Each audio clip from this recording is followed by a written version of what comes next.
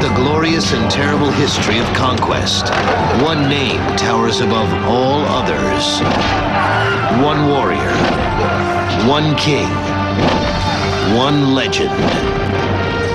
Alexander the Great. Never in all the world was there another like him. Born of a ruthless mother. He believed that she was a consort of some higher being. Educated by a brilliant philosopher. One of the most influential thinkers in the world, Aristotle. Driven by a domineering father. They swiftly drew their swords. Then the blood really flowed. A Macedonian warrior at 14. A general at 18. King at 20. Commanding 40,000 troops, hungry for total war. Leaving a grand legacy and a controversial history that endure to this day.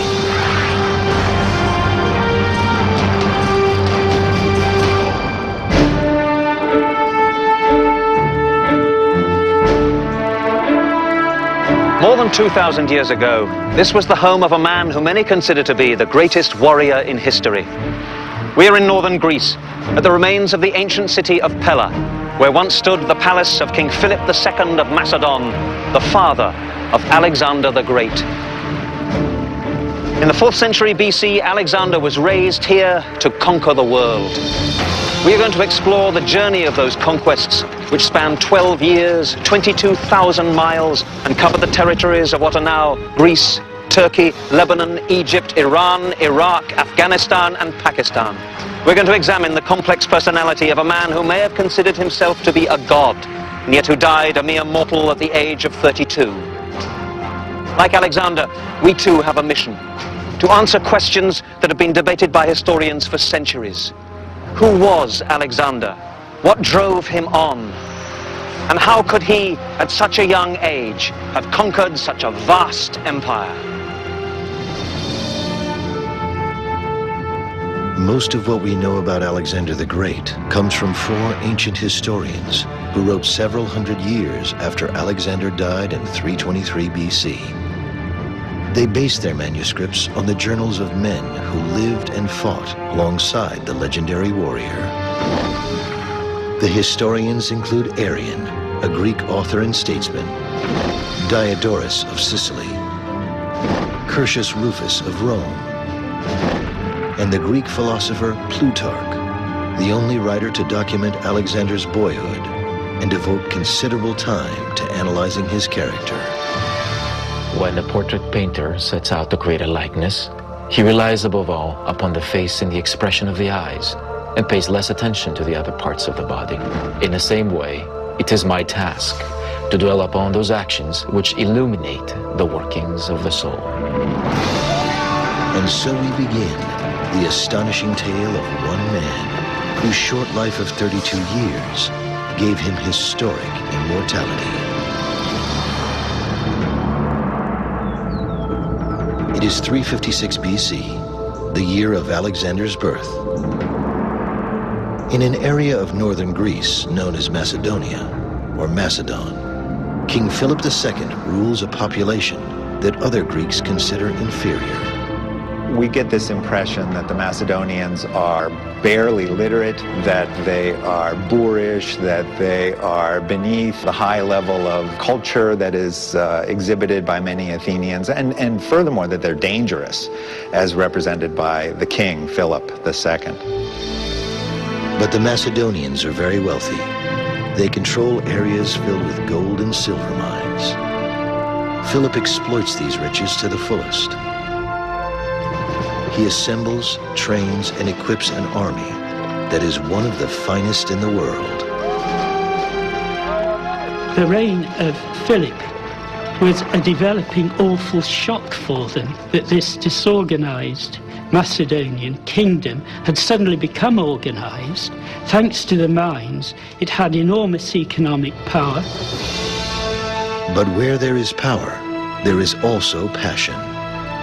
In 357 BC, at age 26, Philip becomes passionately involved with a young woman named Olympias from the Greek region of Epirus. He asks her hand in marriage, and Olympias agrees, to become one of his numerous brides. He certainly did have the reputation of he married a fresh wife with every campaign he undertook. The object of that remark being that he wanted to make himself diplomatically safe by contracting these various alliances. Philip is smitten with the beauty of Olympias, but he is not fully aware that she has an eccentric, wild side, associating herself with mystic cults and mythologies. She's a fiery character, and she is political, she is religious, but above all, she's dynastic. Make no mistake about it, Olympias's main interest throughout her life was clearly getting her son Alexander onto the throne. I think she was, as far as the succession of her son Alexander was concerned, absolutely ruthless. Philip's marriage to Olympias brings the king greater worries and challenges than he ever faced on a field of battle. On the night before the marriage was consummated, the bride dreamed that her womb was struck by a thunderbolt. Philip saw himself in a dream, in the act of sealing up his wife's womb, and upon the seal there was the figure of a lion. At another time, a serpent was seen stretched out at Olympias' side as she slept. And this weakened Philip's passion and cooled his affection for her. From that time on, he seldom came to sleep with her. Either he was afraid she would cast some evil spell upon him, or else he believed that she was a consort of some higher being. The relationship between Philip and Olympias is destined to be a tumultuous one. Philip himself secretly witnesses the serpent lying in bed with Olympias. The experience concerns him greatly, as the king of all Greek gods, Zeus, is frequently represented in the form of a serpent. Philip feels a burning desire to find out if the child to be born to Olympias was fathered by himself, or possibly, though unimaginably, by Zeus. There is only one place for Philip to obtain an answer: the Oracle of Apollo at Delphi.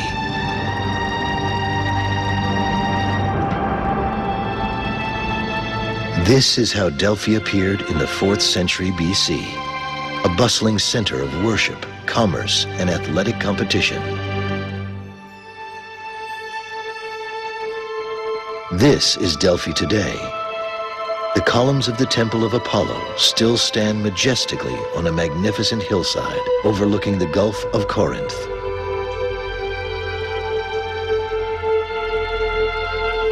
For us, when we hear the word, the Oracle of Delphi, what we understand is the place.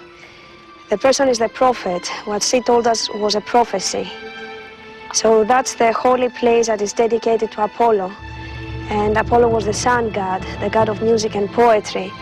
On the other hand, in Delphi, Apollo could tell people the future, so he had that special charisma. Therefore, we call it an oracle.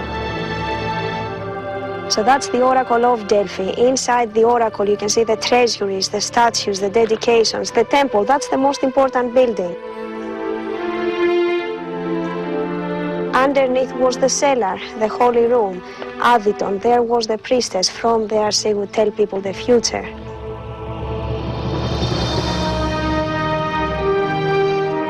In the months before Alexander's birth in 356 BC, there is only one question that Philip wants to ask the oracle at Delphi.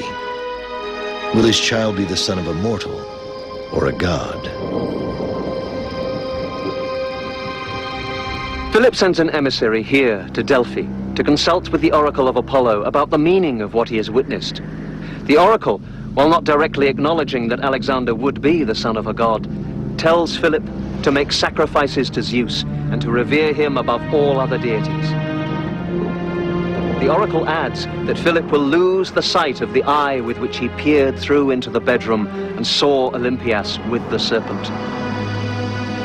A prophecy which is fulfilled 2 years later when Philip is seriously wounded in battle.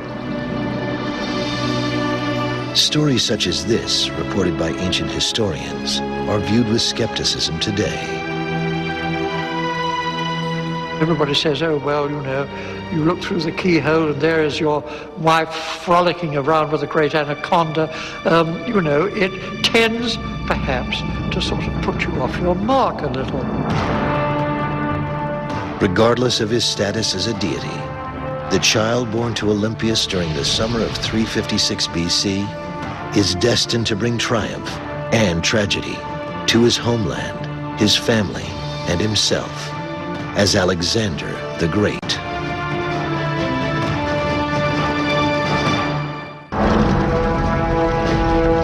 At the time of Alexander the Great's birth in 356 BC, the troops of Philip II are engaged in expanding his kingdom.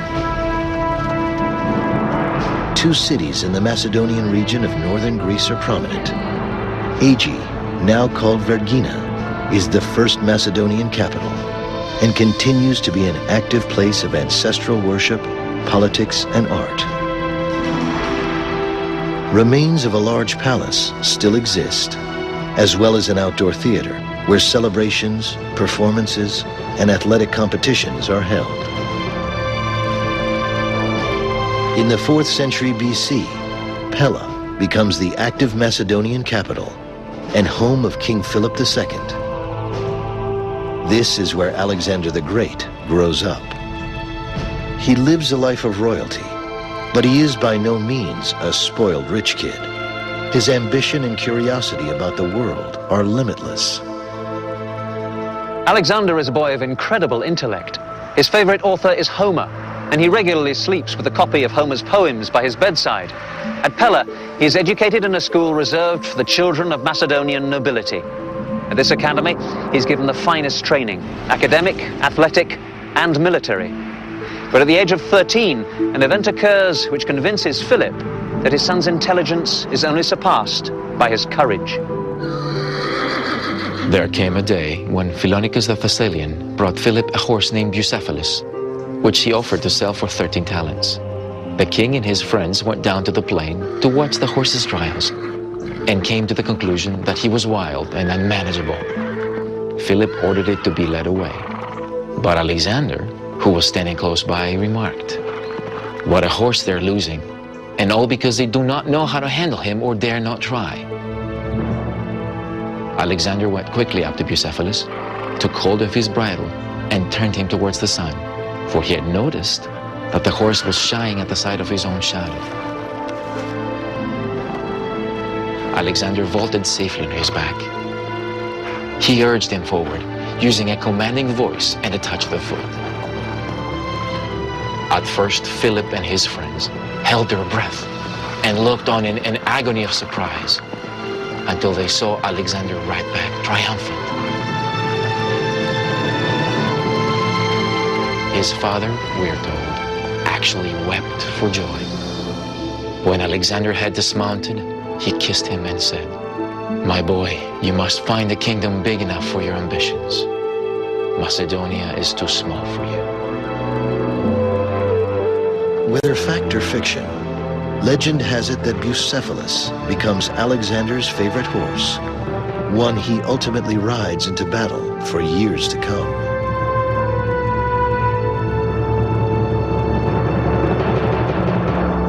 King Philip is so impressed with his son, he decides that the teachers at the Macedonian court do not provide him with the intellectual challenge he deserves. Philip brings in a new tutor, a man who has gone down in history as one of the most influential thinkers in the world, Aristotle.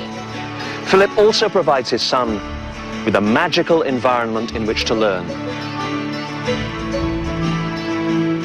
This is the precinct of the nymphs at Mieza, part of the legendary gardens of Midas. These streams, grottos, and shaded walks were believed to be sacred to the nymphs, mythological goddesses who were the spirits of nature. According to Plutarch, Alexander used to say that his father Philip had given him the gift of life, but Aristotle had taught him how to live well.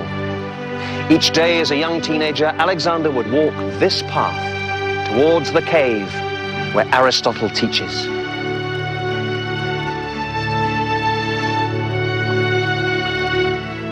Aristotle was one of the widest-ranging minds that ever lived.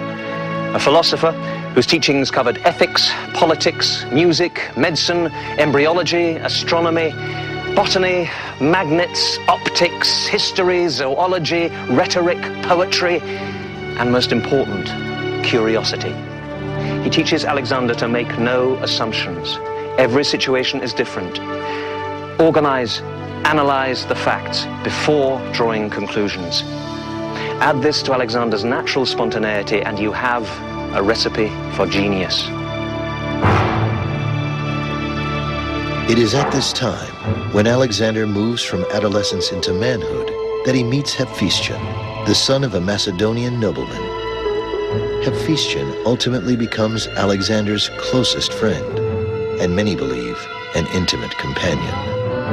As Alexander was growing into a teenager, both Philip and Olympias were scared that he was growing up as what the Greeks call a guinness, which is a femme homosexual. And in order to put him right, what they both suggested was importing high-class call girls to show him what he should be up to. And it does raise the question of what do you do if you are a slightly feminine youth with an ultra-masculine, heavily bearded, militarily successful, hard-drinking, dominant alpha male father. And it does make one wonder whether the lifelong devotion and friendship that he had with Hephaestion was with the one person with whom he could relax and be himself. What really motivated Alexander, which is, I think, what everyone coming to grips with him has to realize, is he enjoyed the problems involved in putting together a massive army and using that massive army to gain strategic objectives. That's what turned him on. In a sort of brutal way, you could say killing other armies is what really turned him on. And for him, that was much more of a rush than the kind of rush he got from sex. It is believed that the philosophy of Aristotle, the warrior instinct of Philip, and the passion for mythology of Olympias combined to create the extraordinary human being, Alexander. He would soon have his first chance to prove himself on a battlefield, but he would also make an enemy of his own father.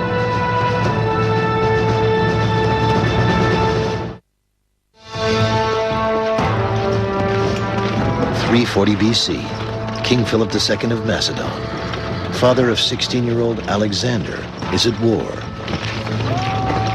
His goal, to control Greece. The Macedonian phalanx is Philip's most powerful tool of war. Highly trained soldiers carrying pikes or sarissas, marching in tight formation, a massive moving war machine, practically unstoppable. Philip adapted the formation from the traditional Greek phalanx. The main difference with Philip's phalanx is the fact that the body armor of the individual infantry soldier is less, but it's compensated for by the fact that the soldier carries a pike. The pike is between 15 and 18 feet long. It's got a counterweight on the end which is closest to the soldier, which allows the fulcrum to move back so that the end of the pike can be lifted. Now, of course, if you've got a pike that's 15 to 18 feet long, you have to drill those men extremely well so that they can move them around. If you are faced with a Macedonian phalanx, you are faced with a front thousands wide. With these pikes, you had this enormous hedge of lethal steel coming at you, and you just couldn't reach the opposition with your own much shorter thrusting shields. So provided the phalanx kept level, and it could just literally walk through any opposition, which it did. By the time Alexander turns 16, Philip controls most of Greece. But when news of each additional triumph reaches Alexander, he shows no pride. Whenever he heard that Philip had captured some famous city or won an overwhelming victory, Alexander would show no pleasure at the news, but would declare to his friends, "Boys, my father will forestall me in everything. There will be nothing great or spectacular for you and for me to show to the world." Alexander had no desire to inherit a kingdom which offered him riches, luxuries, and the pleasure of the senses. His choice was a life of struggle, of wars, and of unrelenting ambition. At the ancient Macedonian capital of Aegae, in 339 BC, Alexander spends much time studying the records and accounts of his father's exploits. It is obvious to many that he grows increasingly anxious to engage in battle, and that one day he will lead his own conquests. On one occasion when Philip is away from Aegae, some ambassadors from Persia arrive. Alexander receives them in his father's place and impresses them greatly with his intelligence, his maturity, and his knowledge of politics.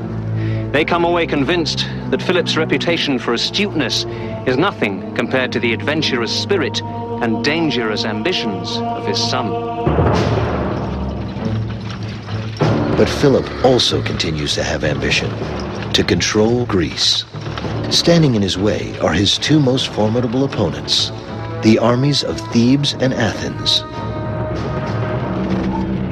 In particular, a unique group of soldiers has a ferocious reputation. The sacred band of Thebes is made up of 150 couples of male lovers who eat together, sleep together, and fight together, never retreating, always fighting to the death. To further challenge Philip, the Thebans and Athenians had been supported with weapons, soldiers, and money from Persia. Considered the world's most powerful nation, the Persian king knows that if Philip completes his conquest of Greece, he has Persia in his sights. Philip's motive is revenge for a generation of Persian meddling in the political affairs of both Greece and Macedon. The Persian rulers would be pleased to see Philip's ambition halted by the troops of Thebes and Athens. The showdown is to occur at a place called Chaeronea in central Greece. Today, a vast sea of cotton fields. A defeat for Philip would mean the end of his conquests. A victory would motivate him to move his army toward Asia. In August 338 BC, the day arrives for the battle at Chaeronea to take place. Alexander is 18. Philip decides it is time for his son to become a Macedonian commander. He places him in charge of the companion cavalry, a force of 2,000 horsemen who always perform a key strategic role in Philip's battles, attacking the enemy from a flank position.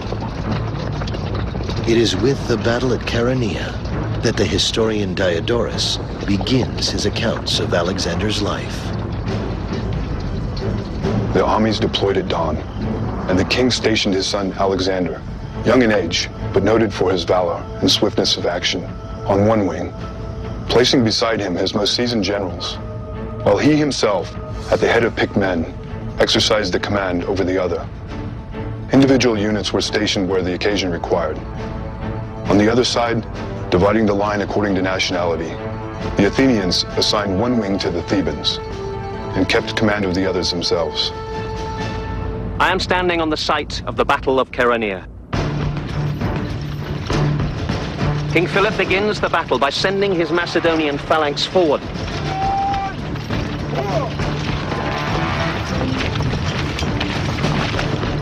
They smash into the Athenian left wing. suddenly the signal to retreat is given. Now, for a massed phalanx of infantry to move backwards, keeping formation, is an almost impossible achievement, only made possible because these are the finest infantry troops in the world. The Athenians and their allies now move forwards and left across the battlefield towards the apparently retreating Macedonians. But the Thebans, the more disciplined troops, stay where they are, which turns out to be a mistake, because between the Thebans and the allies, a gap opens up. And that gap is seen by Alexander. He's waiting with the cavalry. When he sees that gap, he charges forward, smashes through it. He encircles the Thebans and is able to attack the allies in their flank. At the same time, the Macedonian phalanx now stops and starts to advance.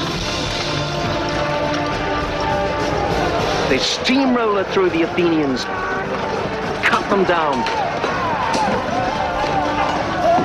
2,000 of them surrender. The Thebans are not so lucky. Completely surrounded by Alexander and his cavalry, they are killed almost to a man.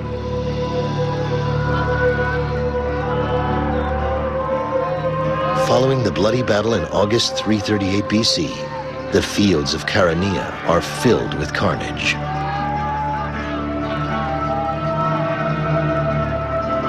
Philip, with the aid of his son, achieves his goal of controlling Greece.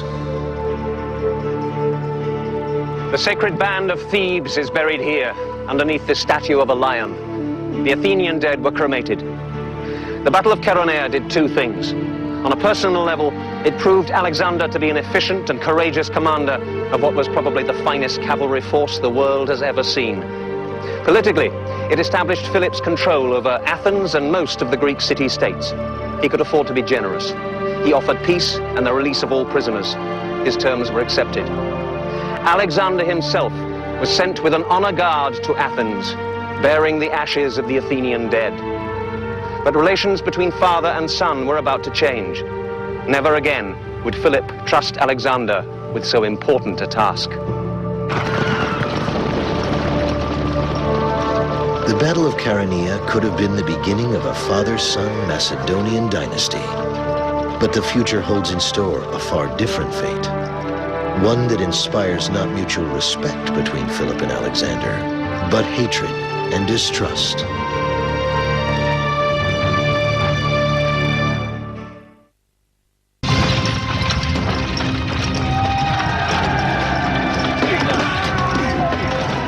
By the fall of 338 BC, King Philip II of Macedon controls most of Greece. A decisive victory at Chaeronea, in which Alexander plays a significant role defeating the Athenians, gives Macedonian troops respect for a new father-son leadership team. By the time Alexander reaches the age of 18, he has proven himself a worthy successor to his father's throne. He naturally assumes that this palace at Aegae will one day be his to rule and to call home. But a series of events alters those expectations, events prompted not by war, but by love. Within months of his victory at Chaeronea, Philip decides to take another bride. 20-year-old Cleopatra, from an elite Macedonian family, agrees to become his newest bride. I think it came down to the fact that here he is, a middle-aged man, and he finds himself an appropriate young woman who will make a marriage alliance with a strong Macedonian family, and he went for it. Here we've got a guy who's almost 50 taking up with a woman who is, 30 years his younger. So I'll let you draw the conclusions on that. Regardless of his reasoning, Philip's decision to wed Cleopatra creates a major rift with Alexander and his mother Olympias. Should the Macedonian Cleopatra give birth to a male child, the boy would take Alexander's place as legitimate heir to Philip's throne. For Alexander's mother is from Epirus, not part of Macedonia. Alexander, who had been brought up on the Iliad and the flattery of his tutors that he was a second Achilles, fancied himself in the role. On the other hand, there was Daddy, who clearly had prior claim to the job, and now Daddy had remarried and was busy siring children on Cleopatra as fast as he could go. Growing tension between family members comes to a head on the couple's wedding night in the fall of 338 BC. The Macedonians were renowned for their drinking parties, many of which took place right here in the palace. Following the wedding of Philip and Cleopatra, the traditional Macedonian banquet takes place, at which all the men become seriously drunk. Attalus, the bride's uncle, raises a toast, praying that the gods may bless the union with the legitimate heir to the throne. Enraged, Alexander shouts out, "What do you take me for, a bastard?" He hurls a goblet of wine at Attalus. Philip stands, draws his sword, advances across the room towards his son, but he's so drunk that he trips and falls. Alexander jeers at his father, saying, "Here is the man who is planning to cross from Europe into Asia, and he cannot even cross from one table to another."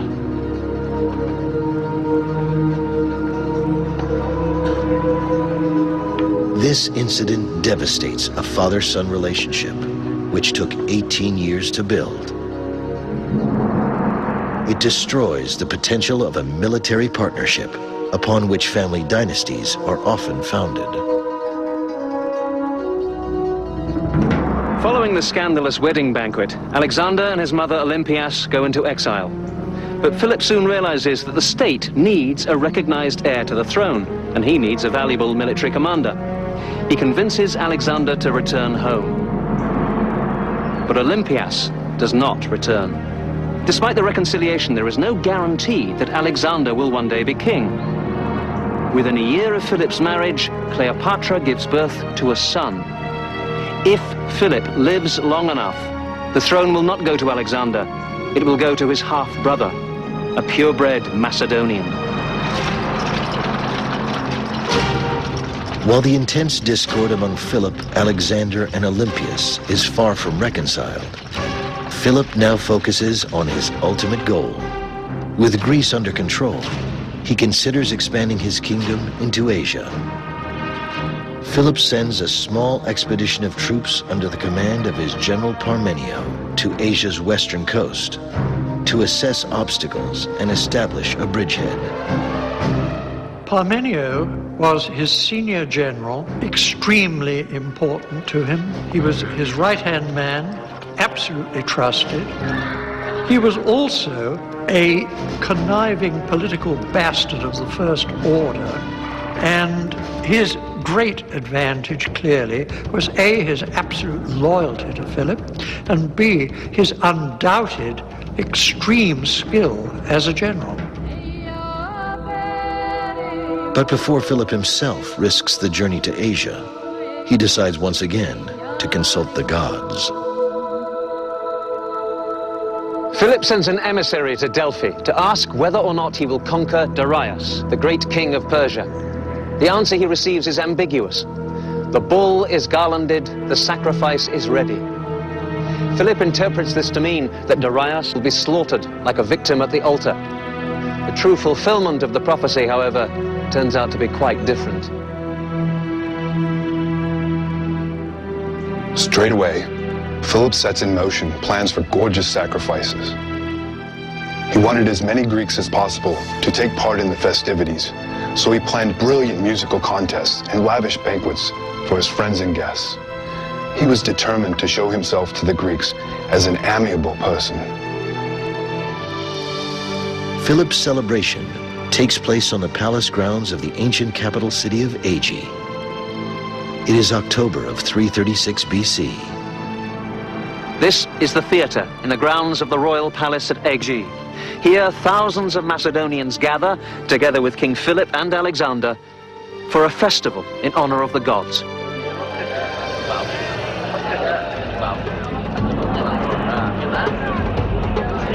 Impressionante. It's a happy occasion for all, except one man, Pausanias, a royal bodyguard. According to the ancient historian Diodorus, Pausanias is beloved by Philip because of his beauty. But when the king becomes enamored of another young man, Pausanias reacts poorly. He accuses the young man of being a promiscuous hermaphrodite. For this, Pausanias is punished. He is plied with wine until drunk. Unconscious, he is thrown to the king's mule drivers to abuse in drunken licentiousness. Later, he complains to Philip about this abuse, but the king takes no action against those responsible. In anger, Pausanias runs up to Philip, stabs him, and runs off. But he is killed before making his escape. Alexander rushes to his father, but it's too late. Philip dies in 336 BC.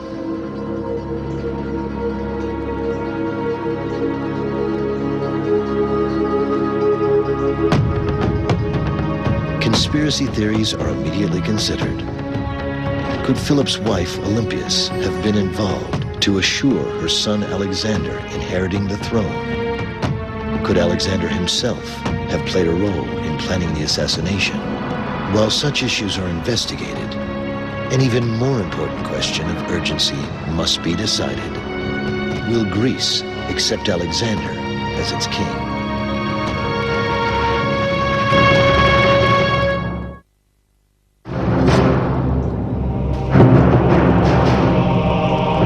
When King Philip of Macedon is killed in 336 BC, there is no doubt that his own bodyguard dealt the fatal blow. But as with modern-day murders attributed to lone assassins, questions arise about others being involved in the assassination plot. Conspiracy theories were thought of right from the beginning, particularly after Pausanias himself was very conveniently assassinated during the chase by Alexander's oldest school friends, which would have made it impossible for him to talk. The immediate suspicion fell on Olympias, and through Olympias on Alexander, and the truth we're never going to know.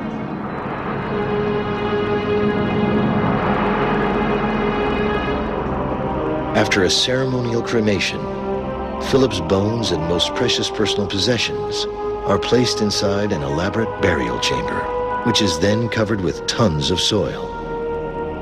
By ancient custom, the higher the mound, the more important the person.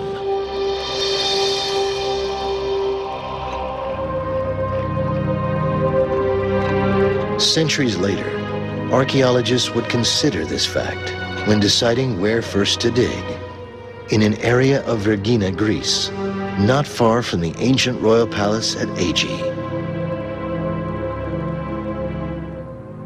This is where King Philip II was buried, near his palace, underneath a man-made mound of earth which has become known as the Great Tumulus.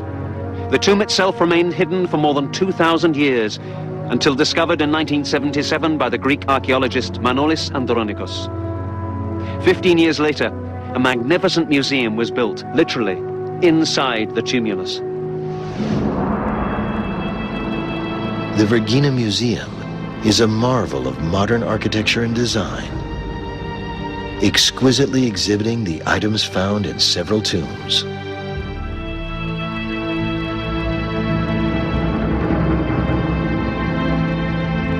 This is the burial chamber of Philip II. When I first heard of this discovery, I could hardly believe it, and nor could many archaeologists.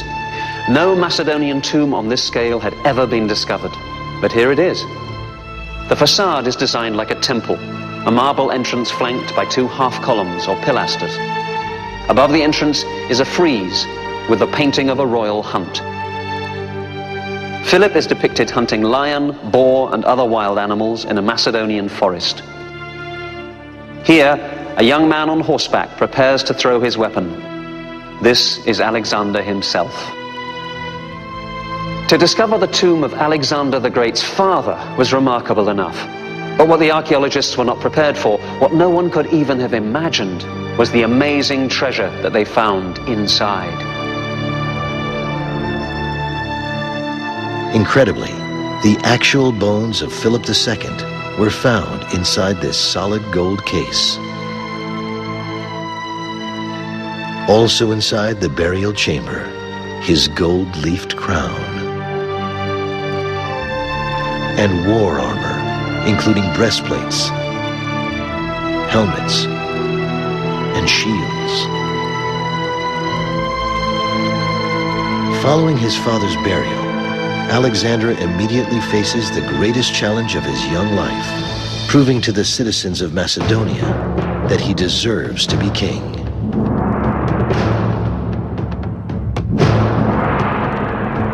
Alexander was only 20 years old when he inherited his kingdom, which at that moment was beset by formidable jealousies and feuds. Alexander's Macedonian advisors feared that a crisis was at hand and urged the young king to leave the Greek states to their own devices and refrain from using any force against them. Alexander, however, chose the opposite course and decided that the only way to make his kingdom safe was to act with audacity and a lofty spirit. He was certain that if he were to yield even a fraction of his authority, all his enemies would attack him at once.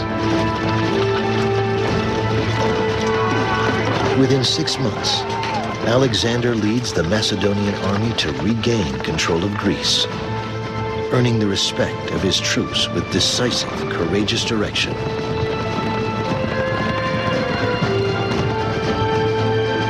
To the horror of Cleopatra, who later commits suicide, Alexander's mother Olympias orders the execution of Philip's newborn son, leaving himself as the only possible heir to the Macedonian throne. King Alexander then turns his attention toward what would become his life's goal, the conquest of Persia.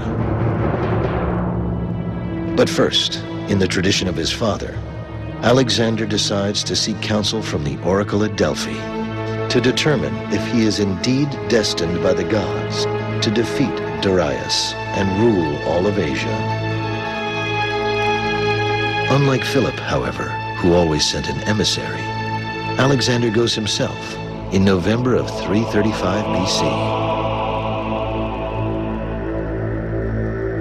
When Alexander arrives here at Delphi, he is told that he has come at the wrong time of year. The oracle cannot be consulted during the winter months. He must return in the spring. Alexander, not being one to take no for an answer, goes to the priestess and tries to drag her by force here to the temple. At last, overcome by his persistence, she cries out, "You are invincible, my son."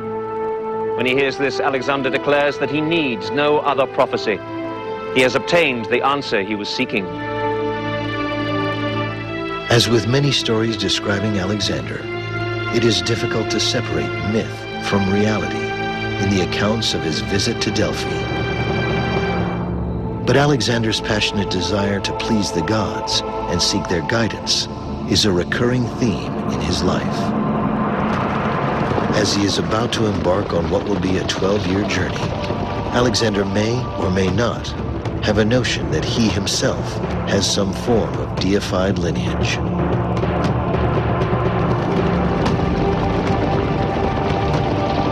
When he leaves for Asia, his mother Olympias tells him that upon his return, she will reveal an incredible secret about his life.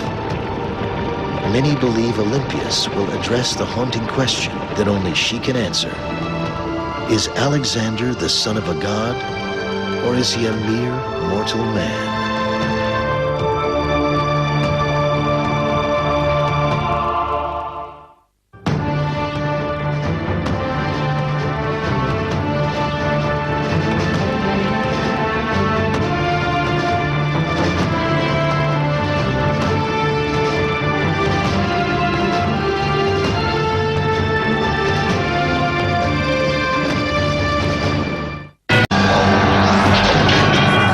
Throughout the glorious and terrible history of conquest, one name towers above all others. One warrior, one king, one legend. Alexander the Great. Never in all the world was there another like him. Born of a ruthless mother. He believed that she was a consort of some higher being. Educated by a brilliant philosopher. One of the most influential thinkers in the world, Aristotle. Driven by a domineering father. They swiftly drew their swords. Then the blood really flowed. A Macedonian warrior at 14. A general at 18. King at 20. Commanding 40,000 troops, hungry for total war. Leaving a grand legacy and a controversial history that endure to this day.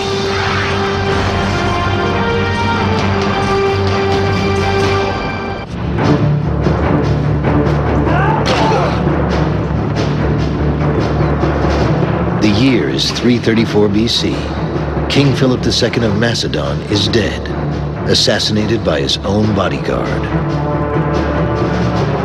Conspiracy theories suggest that his wife Olympias and son Alexander may have been involved, but no one can say for certain. Alexander, at age 20, becomes king and wastes no time asserting his authority. He chooses to continue a massive offensive his father had begun, the conquest of Asia, and the defeat of the most powerful ruler on earth, Persian king Darius. He really had no choice but either to withdraw that force or reinforce it and have a full-scale war of annexation, which was, of course, the alternative that he chose. I don't think he ever thought of anything else. And I don't think, even from the beginning, that there was any limit on his ambition of conquest. Alexander's invasion starts with a daunting logistical maneuver, transporting his army of 40,000 across the body of water separating Europe and Asia, the Hellespont. Today, the Hellespont is known as the Dardanelles. Ferry boats travel back and forth across the strait. Here, Alexander's troops cross into Asia, transported on an assortment of man-powered rowing vessels. Moving such a massive force is fraught with peril due to the possibility of foul weather and the fact that the navy of Persian King Darius is 3 times as large. This is the Asian shore of the Hellespont. The current here is strong and the winds can be brutal. Alexander's ships could be very vulnerable to naval attack as they ferry the army across. But Alexander has 2 strokes of luck. The weather is fine and the huge Persian fleet is far away, quelling a revolt in Egypt. Alexander doesn't hesitate. He's been dreaming of this moment, leading his troops into Asia to begin the conquest of the Persian Empire. He sets sail, halfway across, sacrificing a bull to the sea god Poseidon. He's first to set foot on the Asian shore, hurling a spear into the sand, claiming to receive Asia from the gods. He is not aware that nearby, the forces of Darius are gathering, determined that this should be Alexander's first and last trial of strength. Persian King Darius considers young Alexander an upstart, to be quickly vanquished. The Persian ruler chooses not to waste his time commanding the troops himself. Instead, he sends his most trusted general Memnon, a Greek mercenary, who chooses a battleground where the terrain will work in his favor, the Granicus River. This is the Granicus today. In Alexander's time, it is 3 times as wide and deep.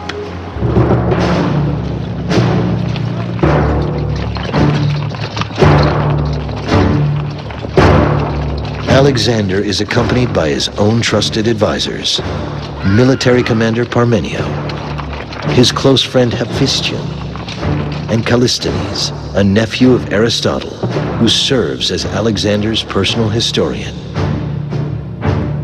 On the high opposite bank of the Granicus River, the Persian army waits. With 20,000 cavalry and 20,000 infantry, many of them Greek mercenaries. Greek author and General Arrian wrote about Alexander's first test of will. Parmenio came to Alexander and argued, "We cannot take the army across the river on a broad front. A failure in our first action will at once have serious consequences and will put at risk the result of the whole war." Alexander replied, "I know that, Parmenio, but I would be ashamed if I could cross the Hellespont easily and then found that this little stream could prevent us from crossing. It does not fit in with the way I react when I meet danger." Alexander proceeds to organize his army for a bold attack, one that many military leaders might consider foolhardy.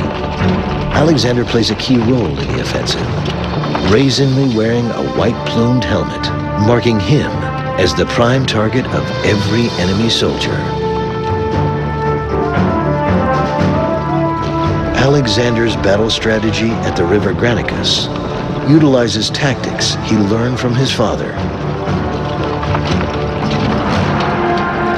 Thousands of highly trained soldiers on foot and horseback would boldly cross the river and meet the Persians head-on.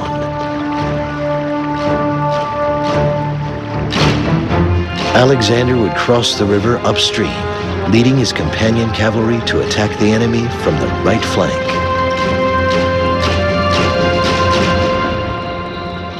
There was a profound hush as both armies stood for a while motionless on the brink of the river, as if in awe of what was to come. Then Alexander himself, at the head of the right wing of the army, with trumpets blaring and the shout going up to the god of battle, moved forward into the river.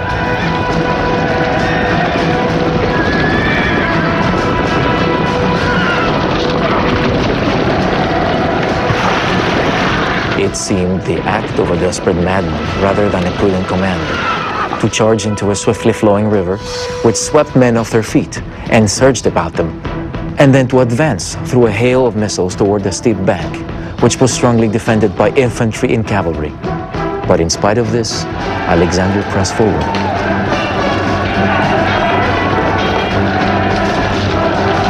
He was foolhardy, but there was a method in his madness. One of the things about leading from the front rather than the rear is that it really makes people follow you. You're not asking them to do anything that you're not doing yourself. There are many historical accounts about what happened here at the Granicus. Suspiciously, none of them agree except that it was an extremely hard-fought battle. It may be that Alexander's first assault against the Persian bank was beaten back, and he was forced to change his tactics. In propaganda terms, this initial defeat would be disastrous, so perhaps it was hushed up. From a military point of view, it would seem suicidal to send men against determined opposition across this river and up that bank. But it seems that that is exactly what Alexander did. And it may be that the hard-fighting Macedonians, with the advantage of their long pikes, did manage to get a foothold up there. When Alexander reaches the opposite riverbank, he leads a cavalry charge. Alexander is struck on the helmet. He loses his spear and is handed another. He is in the act of killing one Persian noble when another one raises his sword to strike down at Alexander. Just in time, his arm is severed by a Macedonian sword stroke. The Persians, by pulling their forces away from the riverbank, have weakened their center, and now the Macedonians can cross the river in strength. Squeezed between the pikes of the phalanx and Alexander's cavalry, the Persians break and run. Against all odds, Alexander defeats the Persian army at Granicus.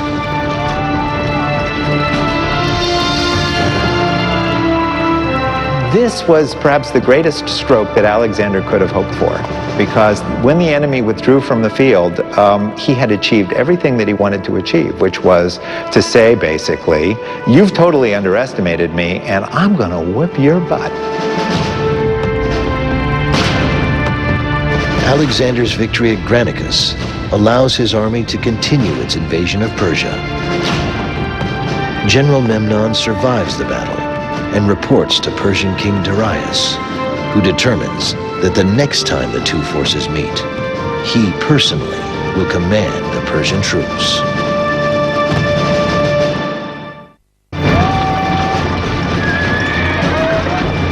(334 BC). Having defeated Persian forces at the Granicus River and gained control over key Aegean seaports, Alexander moves his army to the city of Gordium, which offers no resistance to the powerful Macedonian army. Since 1950, Gordium has been excavated by archaeologists from the University of Pennsylvania. Walls of the city, remnants of houses, even the entrance through which Alexander once passed, have all been preserved. In Alexander's time, this great walled citadel of Gordium is a vital link on the royal road that leads deep into the heart of the Persian Empire. When the all-conquering Alexander arrives at the gates, they are thrown open to him, and he decides to wait here for reinforcements. 400 years earlier, Gordium had been the city of King Midas. Now, Alexander had been educated in the gardens of Midas, so he must have known the local legend. Gordius, Midas's father, had also come here from Macedonia, but he had arrived in an ox cart.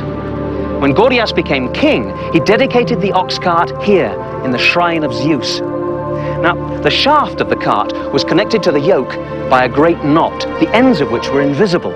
It was said that whoever could untie this knot would be the ruler of Asia. This is a time in which people absolutely believe in gods, in legends, and in symbols, and this is a great symbol. Once Alexander has publicly accepted this challenge, he has to succeed. He looks at the knot, but like everyone else, he can't see how to untie it. Then, as usual, Alexander thinks out of the box. He says, it doesn't matter how the knot is loosened. He draws his sword and cuts the Gordian knot. He hacks away at the knot until he opens it up. And then he finds the ends and unties it. Now, some people say this is cheating, but that night a great thunderstorm breaks over Gordium. Alexander believes that Zeus approves.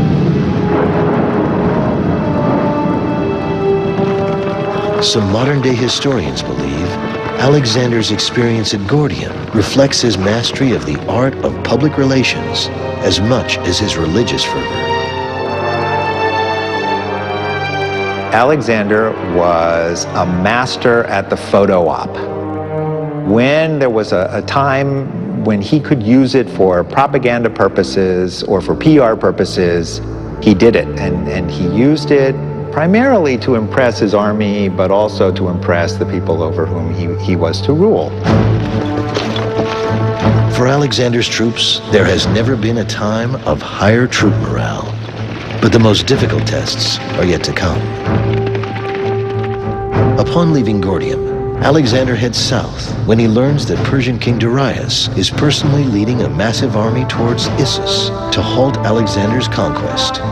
Darius's troops have been estimated to number 600,000, but most historians agree that 60 to 100,000 is far more likely. Nevertheless, Alexander's troops, 30 to 40,000 strong, are severely outnumbered.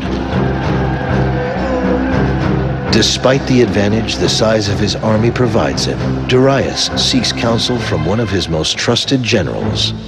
Roman historian Curtius Rufus described the encounter. Persian King Darius turned to Charidemus, who was an experienced soldier, and proceeded to ask whether he was well enough equipped to crush his enemy.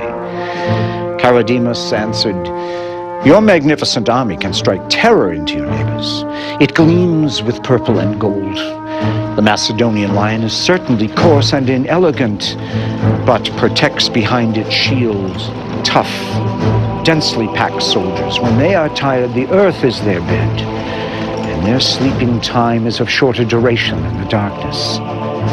What you need is strength like theirs. Send off your gold and silver and hire soldiers.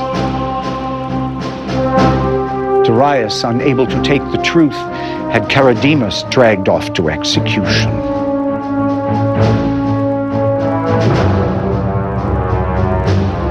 Darius is confident that the Persian army under his personal command will defeat Alexander. But to give himself even greater advantage, Darius makes a strategic move that takes Alexander by surprise.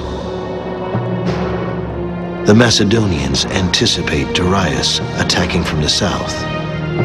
Alexander moves his forces south from his Issus base camp to await the Persian army. But then, Alexander receives startling news. Undetected, Darius moves his army north through a mountain pass and captures Issus, severing Alexander's supply lines. Darius is now preparing to attack from the north. Alexander has no choice but to reverse his direction. It is November 333 BC, when Alexander finds his enemy waiting on the opposite bank of the river Pinarus, where it meets the Mediterranean Sea. This is the location today, the shoreline to the west and the hills to the east. Alexander halts his army several hundred yards before the river. Though Darius gave his army a great advantage by cutting off the Macedonians from their supplies, geography is in Alexander's favor. With the sea limiting one flank and the hills the other, there is less chance that the smaller Macedonian army can be completely surrounded by Persian forces. Alexander surveys the situation. A huge body of men was sighted in the distance. Alexander ordered his men to pitch camp just where they were. He was delighted that the issue would be decided there, in the pass. However, his confidence gave way to worry. Only a single night now separated him from a critical event. While his victory might be in doubt, one thing was quite certain, that he would die an honorable death, which would bring him great praise. When we consider Alexander in all his battles, one of the things obviously we have to take into account is how did he feel about it? Was he afraid? And to be honest, in just about every case, I see no evidence of any fear whatsoever. Did he have any fears? He may have had fears. Does he act like he had any fears? No. He is one of the few people that I can say in history that I have examined who acts with supreme confidence. The lines are drawn for what will be known as the Battle at Issus. Like the Granicus River, the Pinarus now becomes the Persian army's primary defense. Darius aligns infantry and cavalry along the riverbank and in a flanking position at the foothills. Riding in his chariot, Darius takes a central position from where he can observe the action and dispatch orders. Alexander prepares to do what he does best: anticipate, react, and adapt. Darius believes that his huge force of cavalry will win the battle, so sensibly he places them here, on the flat ground by the Mediterranean seashore. This is Alexander's left wing, where his Macedonian infantry are led by his trusted general Parmenio. But at the last minute, Alexander sees where the Persian blow will fall, so he reinforces this area with his allied cavalry. As Alexander's army advances, hordes of Persian cavalry strike hard. The Macedonian left wing holds, but just barely. An even more serious situation is developing further inland, at the center of the battle. The troops sent forward into the midst of the Persians were now totally surrounded. Obliged to fight hand to hand, they swiftly drew their swords. Then the blood really flowed. The two lines were so closely interlocked that they were striking each other's weapons with their own and driving their blades into their opponent's faces. Only by bringing down his opponent could each man advance. And exhausted as they were continually being met by a fresh adversary. And the wounded could not retire from the battle as on other occasions because the enemy were bearing down on them in front while their own men were pushing them from behind. Even Alexander's powerful phalanx is in peril at Issus. Now the phalanx has one great weakness. This rough ground. In this kind of terrain, it's impossible to keep the ranks level and the files tightly packed. And as the Macedonians stumble across the riverbed, gaps open up in their phalanx.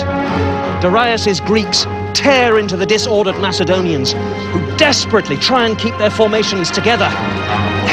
Here in the center, the Macedonian phalanx is stopped.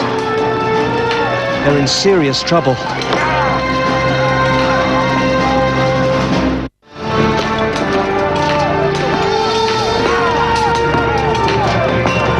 The Battle of Issus in November of 333 BC is critical to Alexander's conquest of Asia, but his army is outnumbered by the forces of Persian King Darius. Rough ground hinders the progress of the legendary Macedonian phalanx and infantry, which find themselves engaged in the bloodiest of hand-to-hand combat. The only chance for Macedonian victory lies with the cavalry, led by Alexander himself. Alexander was as much a soldier as a commander. Riding high in his chariot, Darius cut a conspicuous figure. His brother, Oxatheres, saw Alexander bearing down on Darius and moved the cavalry under his command right in front of the king's chariot. Then the carnage truly took on cataclysmic proportions. Around Darius' chariot lay his most famous generals who had succumbed to a glorious death before the eyes of their king, and who now all lay where they had been fighting.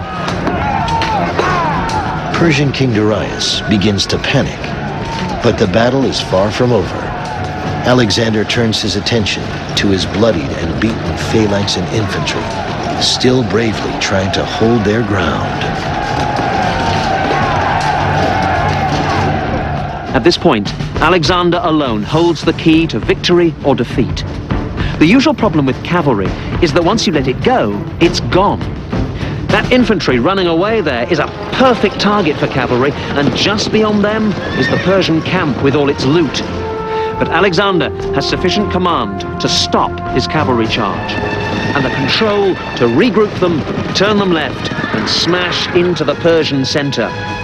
Here, Darius himself is directly attacked by Alexander. Too late, Darius discovers that the Macedonians' strongest force is their cavalry. In the savage fighting that follows, Alexander himself is wounded in the thigh. Darius, as he sees his royal bodyguard being cut to pieces, turns his chariot round and runs for his life. The Persian line folds up, and as evening falls, their retreat becomes a rout.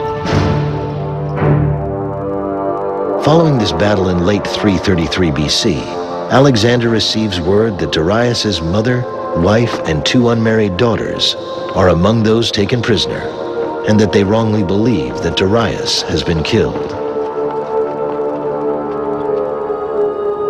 When he heard this, Alexander sent word to them that Darius was not dead, and that they need have no fear of Alexander. He was fighting Darius for the empire of Asia, but they should be provided with everything they had been accustomed to when Darius was king. Alexander allowed them to keep the same attendance and privileges they had previously enjoyed, and even increased their revenues. And what he's doing is presenting himself as the next Persian king. He is the legitimate Persian king, and it is his duty to take care of the women folk. And by doing that, he's sending out a huge message to the rest of the world that I have the Persian women. I am the Persian king. The Persian nobles are coming over to me.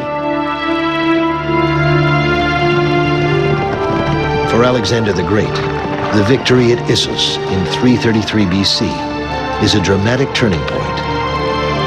He has defeated the most powerful army in the world, led by the most powerful ruler. Alexander continues his conquest of the Asiatic seaports.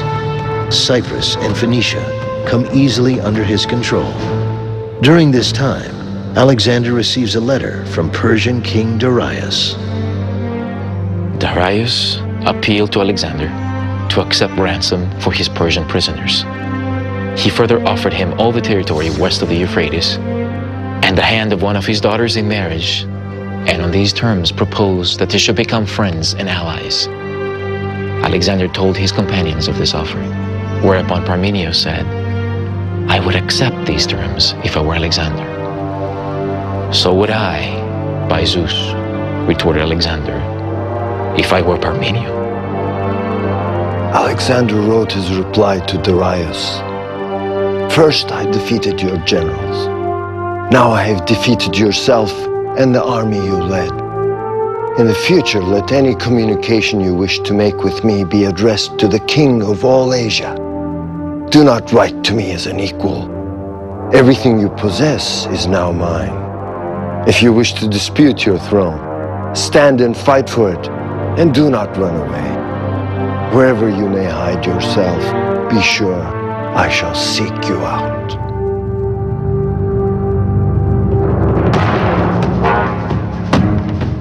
Alexander, his communications with Darius only fueling his desire for conquest, leads his army toward the naval center of Tyre. Alexander wishes to control Tyre because of its strategic location. The older part of the city is on the mainland, but a half a mile offshore is a heavily walled, impregnable island, also considered part of Tyre. I'm standing on the southern edge of the island of Tyre. Later earthquakes caused this area to slip into the sea, but this line of rocks marks where the ancient walls of the city once stood. Behind me was the southern harbour, one of two harbours in which the Tyrians kept their navy. If Alexander had his own ships, he could have mounted an amphibious assault from the sea. But more than a year earlier at Miletus, he'd taken the bold decision to disband his own ships and defeat the Persian fleet from the land by destroying its harbours and its bases of supply. Among the most important of those was Tyre itself. Controlling the island of Tyre means controlling the vast naval harbor. When Alexander arrives in January of 332 BC, the king of Tyre is away, serving with the Persian fleet. Tyrian envoys are sent to determine Alexander's desires. At first, Alexander tries diplomacy. This later Roman arch is close to where the old shoreline was. Here, the Tyrians come to greet Alexander. He tells them he wishes to visit their island to sacrifice at the temple of Heracles. The Tyrians know that to allow Alexander in means a surrender of the city to him, so they politely point out that there is a perfectly good temple of Heracles here, on the mainland. Alexander is reported to have become furious and to say, "I will show you that your island is part of the mainland." He must have known then there was only one way to conquer Tyre. To the amazement of the Tyrians, and even his own army, Alexander threatens to conquer the walled city in a manner unimaginable, even today, by building a mole or causeway 1/2 mile long to connect the island to the mainland.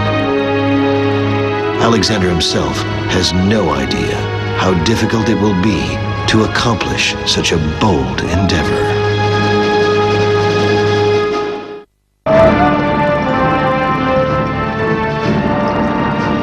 When Alexander the Great encounters unexpected resistance to his desire to conquer the walled island of Tyre, his plan of action to build a mole or causeway, allowing him to lay siege to the city, bewilders even his own men.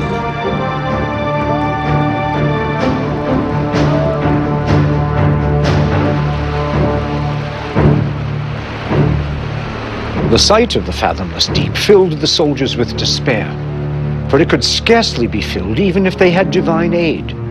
How could rocks big enough be found, or trees tall enough? To make a mound to fill such a void, they would have to denude whole regions. The strait was perpetually stormy, and the more constricted the area of its movement between the island and the mainland, the more fierce it became. The Tyrians view Alexander's plan as absurd and consider the threat an idle one. How did the people of Tyre have the confidence to resist Alexander? Well, Tyre was a mighty city. These Roman remains are from the 1st and 3rd centuries AD, but down here are some of the original fortifications of the city from Alexander's time. These stone blocks are around 2,500 years old. They formed part of the massive walls and towers which then surrounded the city.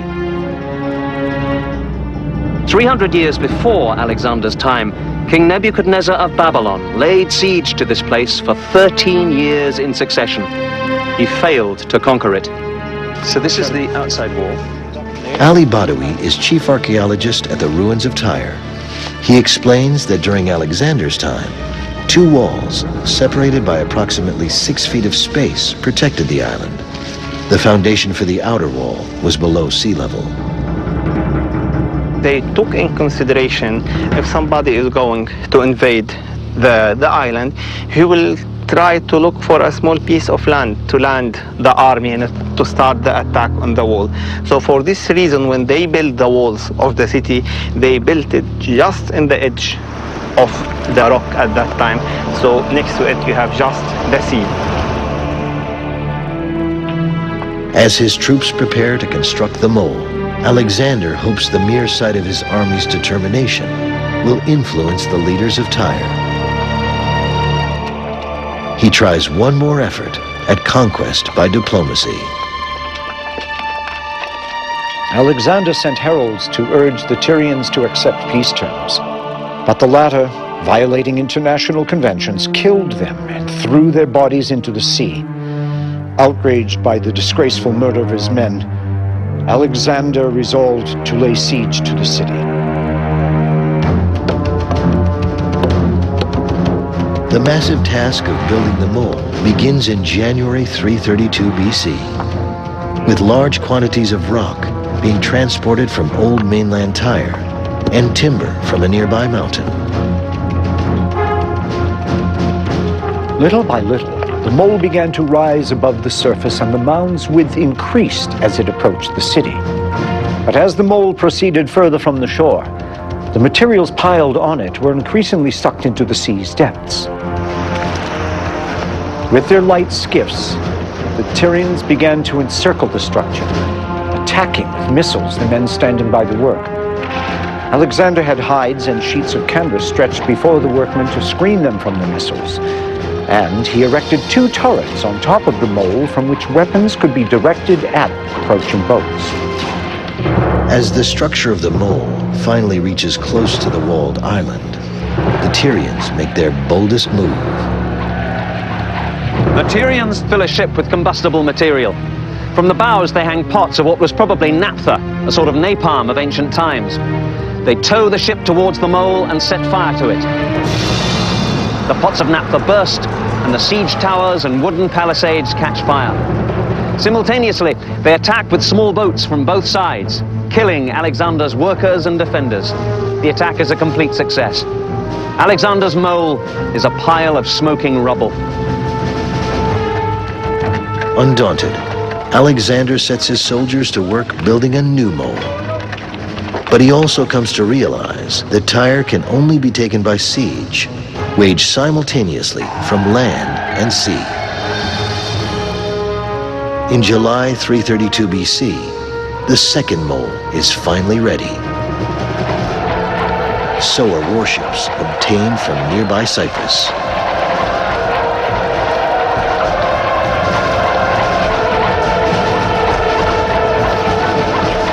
As the Macedonian infantry attacks the walls of Tyre from the mole, Alexander leads forces across gangways from the ships. A Macedonian commander named Admetus leads the assault and pays for it with his life. Alexander himself takes his place, and after bitter fighting, his men break through and gain a small part of the wall. It is all they need. I am standing on the inner defensive walls of Tyre, and here, sure enough, the archaeologists have found a small breach in the wall. They believe that it is in this place that the Macedonians poured through the defenses. They cut down the exhausted Tyrians, drove them north into the main part of the city. Attacked from the land and the sea, Tyre could not hold. The siege of Tyre by Alexander's troops takes 7 months. Truth of the matter is that in the end, he went through with it because he was damn well not going to be beaten, because they had really irritated him past belief, and because he was going to sacrifice in that damn temple if he had to kill 10,000 people to do it. Some Tyrians made a hopeless last stand at their citadel, the Agonorium. Others fled for their lives here to the Temple of Heracles. Like most ancient sites, this one has been built over. A medieval cathedral was constructed on top of it. But down here was the old temple. Here, Alexander comes to finally make his sacrifice to Heracles after 7 bloody months. Those found in here are spared. But outside these walls, a terrible massacre takes place. 8,000 Tyrians are slaughtered, 30,000 more sold into slavery. Today, this roadway is built literally on top of the mole, constructed by order of Alexander. His unrelenting, successful siege of Tyre sent a message to every other city in the path of his future conquests. What Alexander proves is that if he believes something is strategically necessary, he will stay at it and fight for as long as it takes in order to attain that goal. Conquering the walled island city of Tyre has gone down in history as one of the most incredible achievements of any army. Alexander, more confident than ever in the abilities of his troops and himself, continues toward the goal of defeating King Darius and conquering Persia. But first, he sets out to discover something even more personally significant. Proof that he is not only a man, but a god.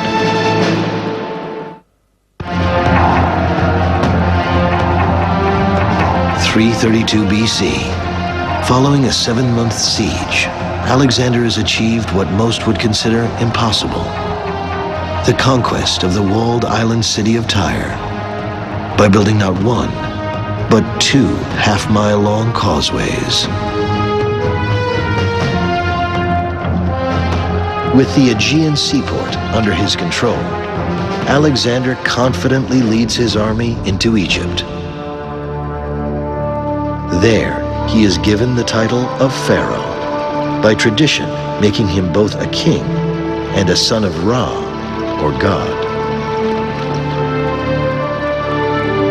After traveling through Heliopolis and Memphis, Alexander comes upon a shoreline so magnificent, he envisions a grand seaport. Alexandria is the first of more than 30 cities founded by Alexander in his own name. But why here? Well, it's an excellent location between Lake Mareotis and the Mediterranean Sea. It has a mild, healthy climate and an excellent natural harbor, deep and well-sheltered, further improved when Alexander commands the offshore island of Pharos to be connected to the mainland by a mole. Alexandria would be the new emporium for the world's trade, a cornerstone for Alexander's empire, and a crossroads of the ancient world. Today, the population of Alexandria is approximately 4 million. 80% of Egypt's imports and exports move through its harbors. To many, building such a city would be an achievement of a lifetime. But for Alexander the Great, it is merely a brief distraction from greater priorities. One of those is a visit to the temple of the god Ammon at the desert oasis of Siwa. While Alexander was in Egypt, the entire resources of the greatest empire on earth were mobilizing to fight him. He had to get back to war, to defeat the Persians before their vast armies cut him off from Macedonia. But at this crucial moment, he chose to spend 6 weeks traveling through the Sahara Desert. The journey was a spiritual preparation for what was perhaps the greatest religious experience of Alexander's life, and it was a journey that nearly killed him. When Alexander came to the desert, he began to cross a country covered with an infinite expanse of sand. In 4 days, their water had given out, and they suffered from fearful thirst. All fell into despair. And suddenly a great storm of rain burst from the heavens, ending their shortage of water in a way that had not been foreseen. At one point, when the road could not be traced because of the sand dunes, the guide pointed out to the king that the crows cawing on the right were calling their attention to the route which led to the temple. Alexander took this as an omen, and thinking that the god was pleased by his visit, pushed on with speed. To the Egyptians, Ammon was the equivalent of the Greek god Zeus, the king of all gods. Frequently, the deity would be addressed using both names, Zeus Ammon. Alexander has a burning desire to find out from the oracle at Siwa if he is a son of God. Today, the remains of the temple still stand at Siwa Oasis. Alexander and his companions climbed up into the temple, and it was here on these steps that the high priest greeted Alexander with a slip of the tongue. He meant to say, "O Pai Dion, O my son." But his Greek wasn't up to much, and what the Macedonians heard him say was, "O Pai Dios, O son of Zeus." Now for Alexander, that was quite a good start. The sayings of the oracle were usually delivered in this courtyard, but Alexander was too important a guest for a public show. Besides, he had some very private questions, so he alone was allowed to question the god directly and enter the inner chamber.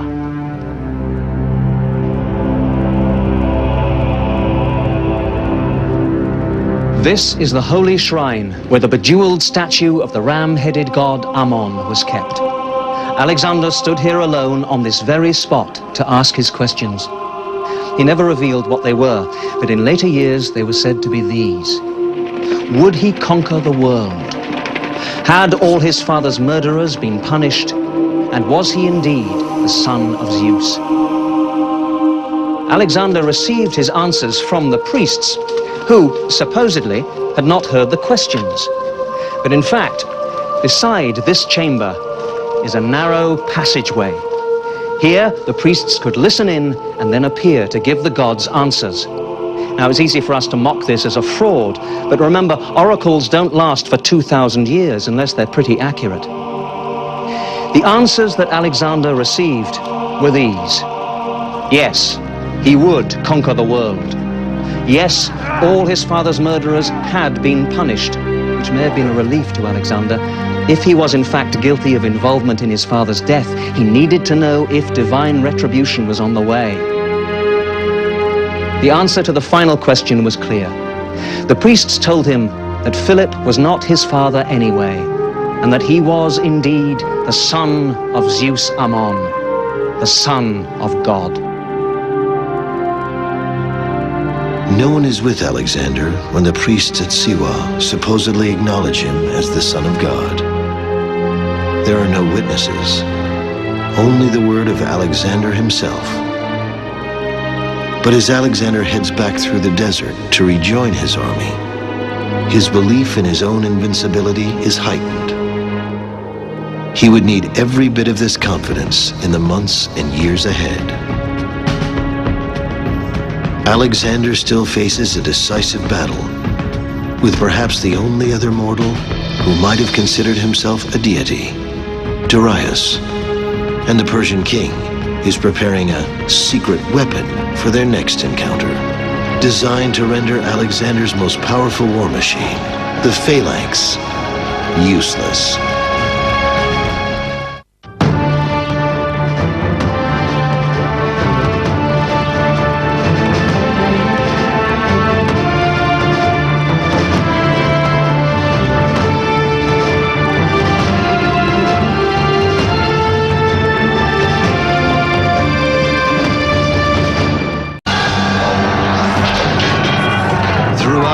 glorious and terrible history of conquest, one name towers above all others. One warrior, one king, one legend. Alexander the Great. Never in all the world was there another like him. Born of a ruthless mother. She believed that she was a consort of some higher being.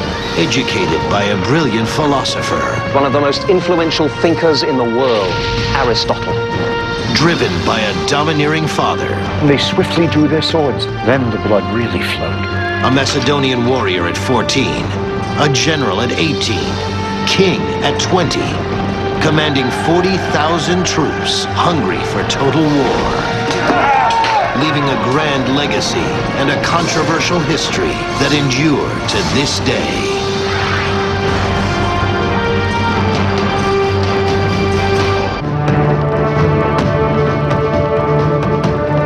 Fall 331 BC. Despite dramatic victories at the Granicus River, Issus, and Tyre, Alexander the Great realizes he can never claim to rule Asia if King Darius remains free. And Darius realizes he will never retain control of Asia without defeating Alexander. The two commanders know an ultimate showdown must take place. Darius chooses the location, camping his forces at the river Bomelos, near the village of Gaugamela. None of Alexander's battles is better documented by ancient historians than the Battle of Gaugamela.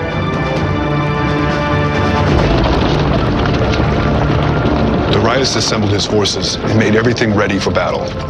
He had fashioned swords and lances much longer than his earlier types.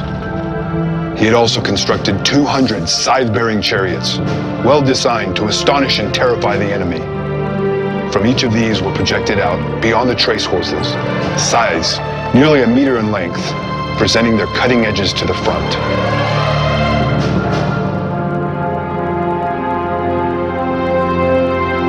The night before the battle, several miles of rolling hills separate the two armies. Alexander's chief general Parmenio and several of his most prominent officers move forward to survey the enemy position. They were filled with amazement at the sight and remarked to one another that it would have been a very difficult task to defeat an enemy of such strength by engaging him by day. They therefore went to Alexander to persuade him to attack by night, so as to conceal from his men the most terrifying element in the coming struggle, that is the odds against them. It was then that Alexander gave him his celebrated answer: "I will not steal my victory." He was determined that if Darius, he should have no cause to summon up courage for another attempt. He was not to be allowed to blame darkness and night for his failure on this occasion, as at Issus he had blamed the narrow mountain passes and the sea.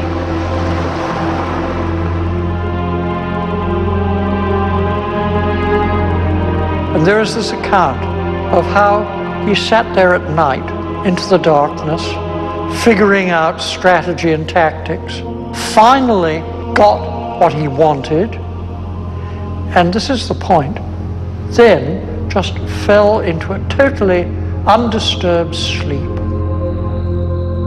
And he slept on. And he said, till I got it figured out, I was worried. After that, I was fine. The army got up in the morning, the valley was sounded. Alexander slept on like a baby until finally his staff officers had to wake him.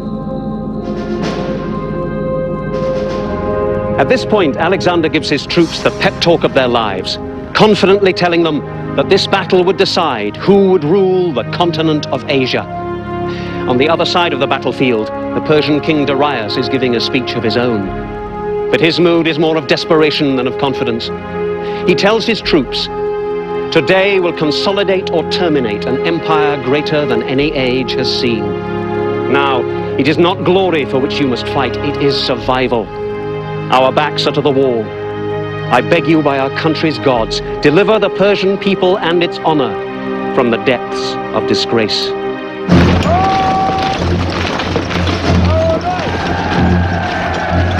Slowly but methodically, Alexander's phalanx marches forward in formation to encounter Darius's new rolling weapons. The scythed chariots swung into action at full gallop and created great alarm and terror among the Macedonians. As the phalanx joined shields, however, all beat upon their shields with their spears as the king had commanded, and a great din arose.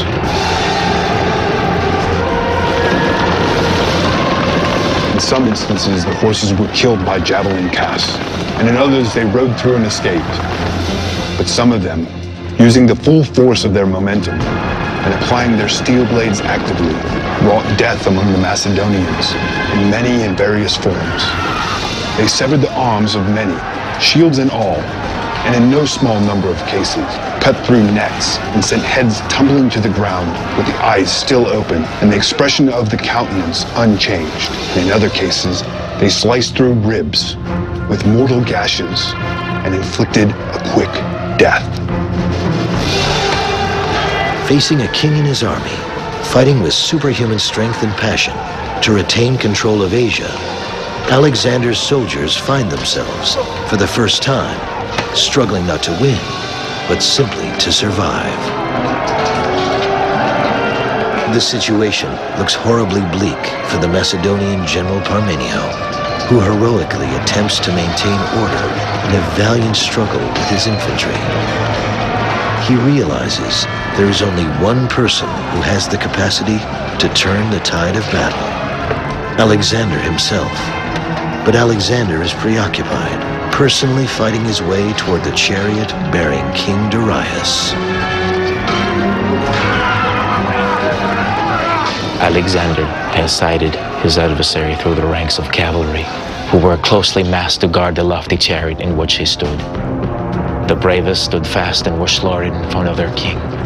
They fell upon one another in heaps. As for Darius, all the horrors of the battle were now before his eyes. It had become difficult to turn his chariot around and drive it away, since the wheels were encumbered and entangled with bodies. The king abandoned his chariot and his armor, mounted a mare and rode away. It is believed that he would not have escaped at the moment had not Parmenio sent another party of horsemen, begging Alexander to come to his rescue. When this news was brought to Alexander, he turned back again from further pursuit, and wheeling round with the companion cavalry, led them with great speed against the right wing of Darius's horsemen. Then ensued the most obstinately contested cavalry fight in the whole engagement. Here about 60 of Alexander's companions fell, but Darius's troops were overcome by Alexander, and as many of them as could force their way through his ranks fled with all their might.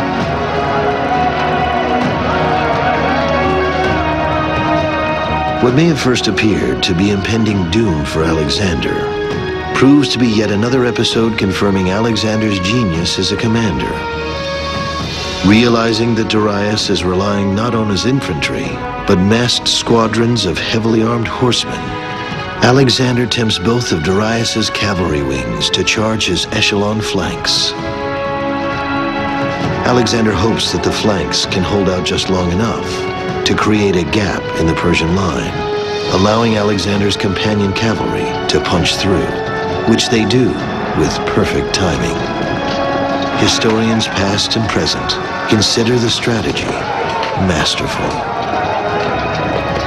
Alexander had a tactical brilliance there. The only thing that one can perhaps criticize is that he left the battlefield in pursuit of Darius, trying to get hold of him alive.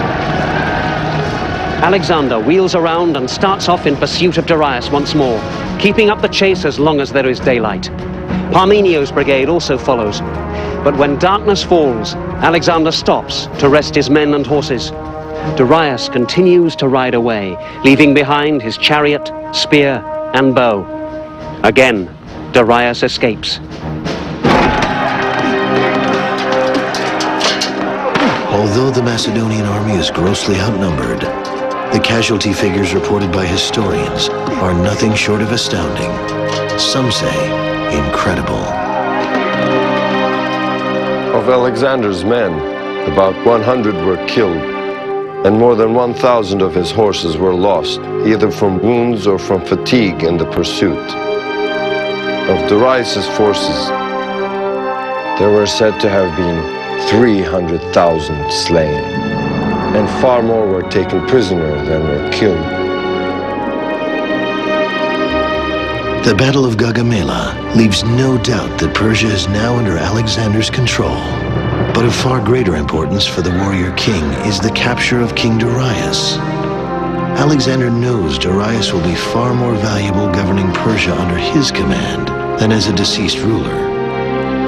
But would he be able to capture the fallen king alive?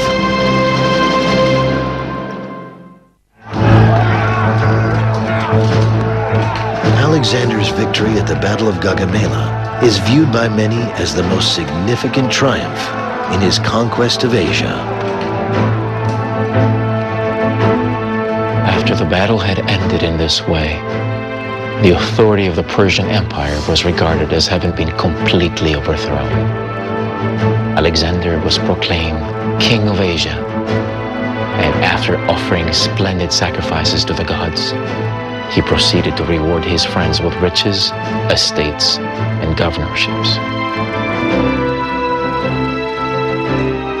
Within 4 months of his victory at Gaugamela, in January of 330 BC, Alexander takes over Darius's palace and the city of Persepolis in ancient Persia. Now, all of Persia, its capital city, and literally tons of gold and silver bullion belong to Alexander. The minimum estimate is of 180,000 talents of it, and you have to remember that a talent is 57.5 pounds weight. This made him the richest man in the known world. He could do what he liked. He could call himself God if he wanted. It's like taking over the whole of Fort Knox one afternoon, and that treasure was evacuated and sent in a great bullion train escorted by 6,000 Macedonians. Alexander described Persepolis to the Macedonians as the most hateful of the cities of Asia and gave it over to his soldiers to plunder. The Macedonians raced into it, slaughtering all the men whom they met and plundering the residences. Such was their exceeding lust for loot that they fought with each other and killed many of their fellows who had appropriated a greater portion of it. Some cut off the hands of those who were grasping at disputed property, being driven mad by their passions. Basking in the spoils of victory, Alexander remains with his army at Persepolis 4 months before continuing his conquest of Asia. Alexander had some great natural gifts, but all those were marred by his inexcusable fondness for drink. At a daytime drinking party, a courtesan claimed that if Alexander gave the order to burn the Persian palace, he would earn the deepest gratitude among the Greeks. The king was enthusiastic. "Why do we not revenge Greece, then, and put the city to the torch?" Alexander took the lead, setting fire to the palace, to be followed by his drinking companions. Such was the end of the palace that ruled all the East. The Macedonians were ashamed that a city of such distinction had been destroyed by their king during a drunken orgy. As for Alexander, it is generally agreed that when sleep had brought him back to his senses after his drunken bout, he regretted his actions. By the summer of 330 BC, there is little doubt, at least in Alexander's mind, that he rules Asia. But it isn't enough for Alexander to control Darius's kingdom. He passionately continues to pursue Darius, not to kill him, but to take him prisoner. It was, I suppose, the ultimate in legitimizing. The previous ruler recognizes him not merely as the conqueror, but as the natural monarch of Persia, and almost abdicates for him. How long he would have lived after that, we don't know, but I'm sure that was the thinking behind it. The other important reason for getting his hands on Darius, either dead or alive, was to make sure, and alive is better than dead, to make sure that no pretenders pop up. He's fighting against a culture that is used to having pretenders pop up and say, I'm Darius. No, I'm Darius. No, I'm Darius. And the reason why this could occur is because there's no ABC, NBC, CBS, there's no CNN, there's no C-SPAN. The only way you could be absolutely certain that you had gained control of the king of the previous dynasty and say, we're done with this dynasty, is to have him alive in your possession. When Alexander learns Darius is heading north, he again takes up the chase. So rapid was the march that many of the men, unable to stand the pace, dropped out. A number of horses were worked to death, but Alexander pressed on, regardless of loss. At this juncture, two important persons in Darius' army sought an interview with Alexander. They reported that Darius had been forcibly seized and put under arrest by his own commanders. Bessus, one of his generals, had assumed power in his place. Instantly, Alexander was on the march again, with greater rapidity than ever. June 330 BC. Alexander's army marches day and night to catch up with the Persian army under the control of Bessus. Within 2 weeks, Alexander has the Persian troops in sight. Even though the Persian army is still far greater in number than that of Alexander, thousands of Persian soldiers surrender. Bessus, however, would not allow such a fate for Darius. Bessus and his fellow conspirators came to Darius' wagon and started urging him to mount a horse and flee to escape his enemy. Darius, however, declared that the gods had come to avenge him and, calling for Alexander's protection, refused to go along with the traitors. At this, they were furious. They hurled their spears at the king and left him there, run through many times. They also maimed his animals to prevent them advancing any further. Deprived of their leaders, the barbarians scattered wherever hope or panic directed them. With the great and powerful Darius lying severely wounded, only time would dictate whether Alexander would be able to capture him alive.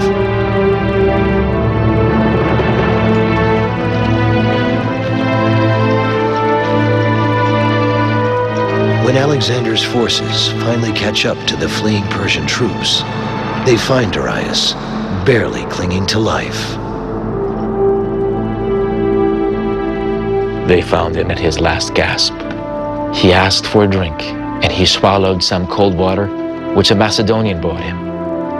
He said, "This is the final stroke of misfortune, that I should accept a service from you and not be able to return it.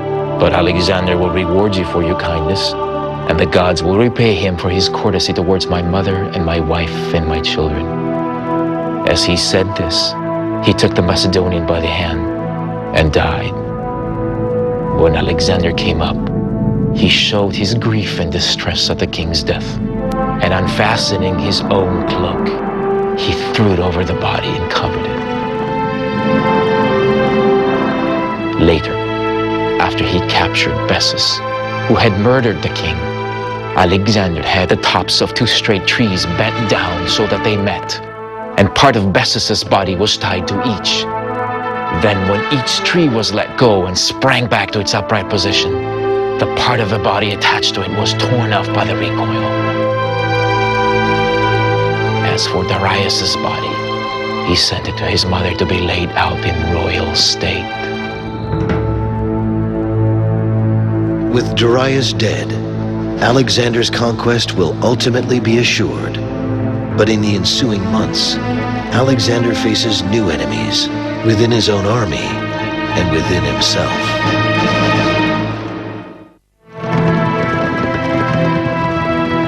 With Persia under Alexander's control and King Darius dead, the mission of Alexander the Great is essentially complete.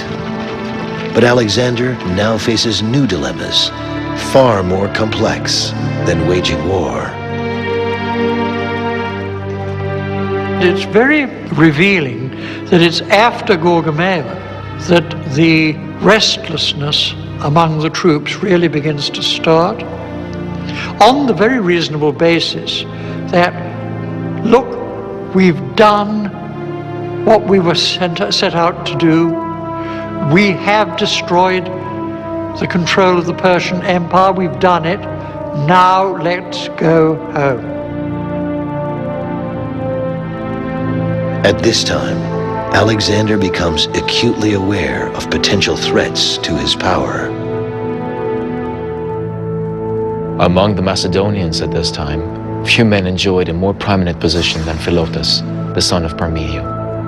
When Darius had been defeated, a beautiful Greek girl named Antigone was handed over to Philotas. He confided to her that all the greatest achievements in this campaign had been the work of his father and himself. Antigone repeated these remarks privately to Alexander. Once the king had begun to listen to these insinuations, Philotas's enemies brought innumerable accusations against him, including conspiracy. Philotas was executed, and immediately afterwards Alexander had Parmenio put to death as well. This was a man who had rendered many great services to Philip and who, of all Alexander's older friends, had urged him more strongly to undertake the invasion of Asia. It is now widely believed that Alexander always had concerns about the loyalty of Parmenio and his son Philotas.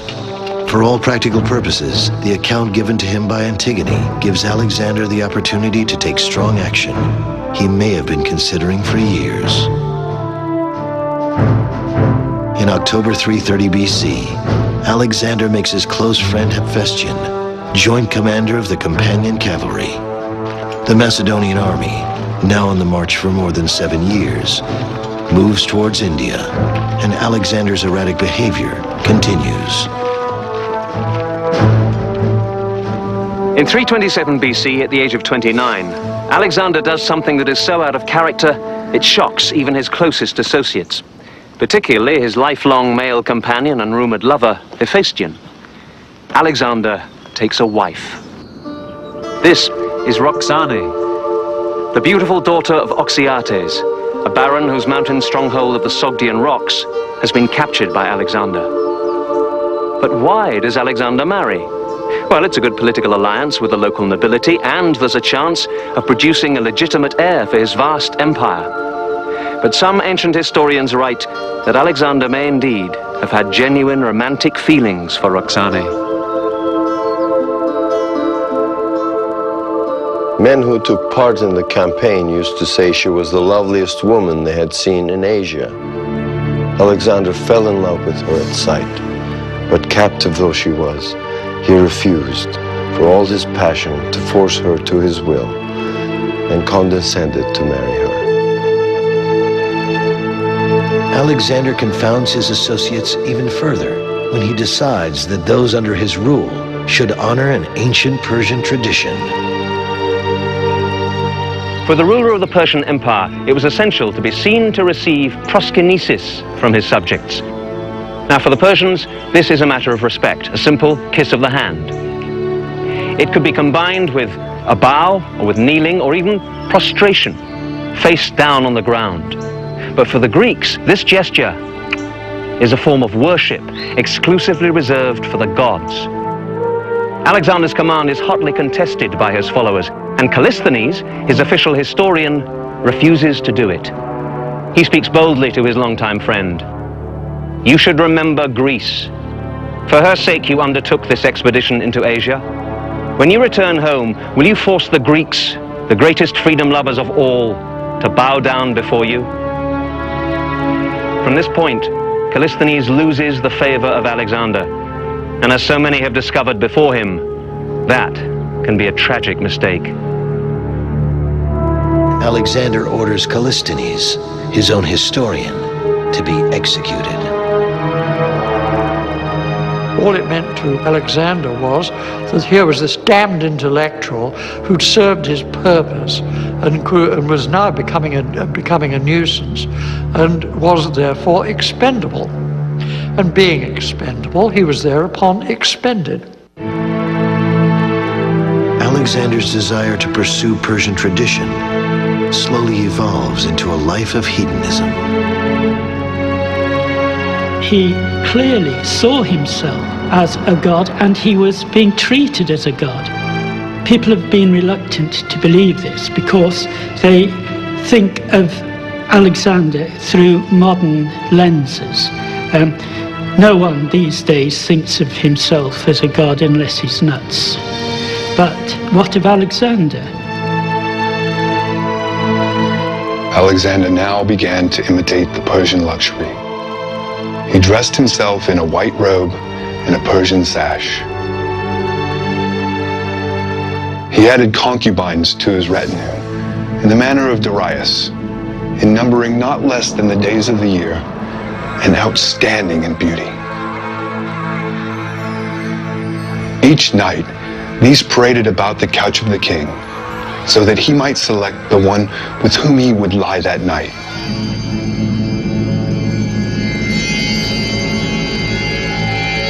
Alexander could better cope with warfare than peace and leisure. As soon as he was free of these worries that beset him, he yielded to dissipation, and the man whom the arms of Persia had failed to crush fell before its vices. There were parties early in the day, drinking and mad revelry throughout the night. It was a general decline into the ways of the foreigner. By affecting these as though they were superior to those of his own country, Alexander so offended the sensibilities and eyes of his people that most of his friends began to regard him as an enemy. His long-sought conquest of Asia complete, Alexander continues to want more. In early 326 BC, he begins a campaign in India, where King Porus attempts to stop him at the river Hydaspes.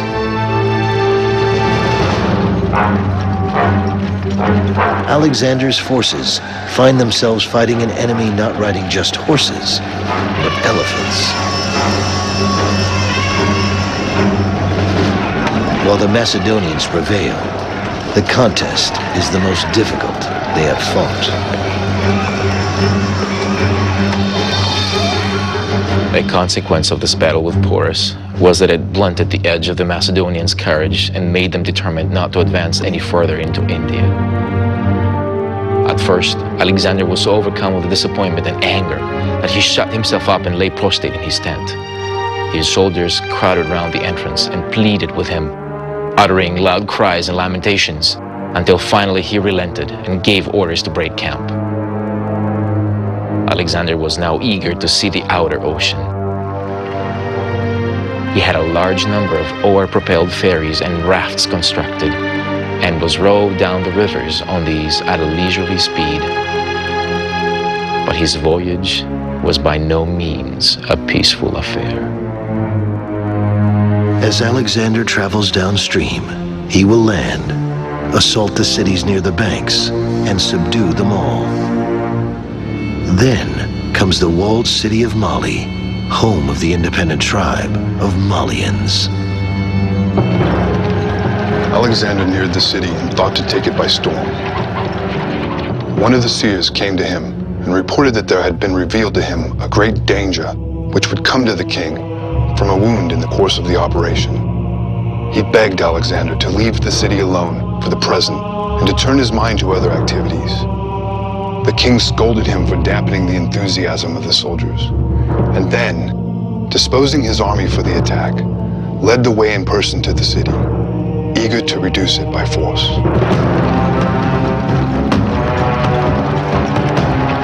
Alexander stationed his infantry in a ring around the outer defenses and moved up in close formation. The defenders took refuge in their inner stronghold. Here, They continued to resist, and not without success, for they turned and fell upon a small party of Macedonians, driving some of them out again, and killing about 25 before they could get away. Alexander, meanwhile, brought the scaling ladders into position all around the inner stronghold. But the men with the ladders are too slow for Alexander. Impatiently, he grabs one himself, leans against the fortress wall, and is the very first to climb to the top, cutting down at the enemy left and right, until suddenly Alexander stands alone. To the horror of his men down below, he is now a perfect target for enemy archers. What he should do now is go back, jump down to rejoin his men. But what he does do is jump forward, inside the enemy fortress, where, in hand-to-hand combat, he fights for his life.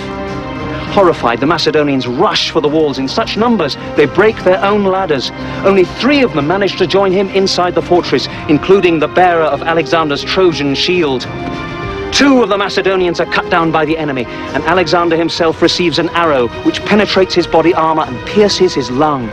The 4th Macedonian defends his leader with the great shield of Troy. Desperately, Alexander's army finally manages to scale the walls, and they witness an impossible sight. Their invincible leader lying on the ground in a pool of blood.